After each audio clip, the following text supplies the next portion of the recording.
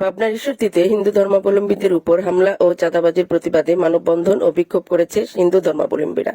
এ সময় মানববন্ধন কর্মসূচিতে হিন্দু ধর্মাবলম্বী সম্প্রদায়ের সহস্রাধিক মানুষ অংশ নেয়। আজ দুপুরে উপজেলার দাসুরিয়া বাজার এলাকায় ঘণ্টাব্যাপী এই মানববন্ধন ও বিক্ষোভ কর্মসূচি পালন করে তারা। পরে দাসুরিয়া মোড় এলাকার প্রধান প্রধান সড়ক প্রদক্ষিণ করে হিন্দুপাড়ায় এসে শেষ হয়। এ সময় তারা হিন্দু ধর্মাবলম্বীদের উপর নির্যাতন বন্ধের দাবি জানান।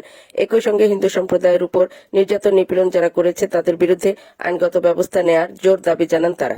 এ সময় বক্তব্য রাখেন গৌরচন্দ্র সেন, রতন কুমার সাহা, প্রদীপ কুমার, কোমল পাল। এর আগে গতকাল মঙ্গলবার সন্ধ্যায় কিছু দুষ্কৃতকারীরা তাদের বাসাবাড়ি, ব্যবসা প্রতিষ্ঠানে এসে চাঁদা দাবি ও দেশ ত্যাগের হুমকি দেয়। পরে চাঁদার টাকা না দিলেও মারধর করে। এ বিষয়ে ঈশ্বরদী থানায় একটি লিখিত অভিযোগ দেন হিন্দু ধর্মাবলম্বীরা।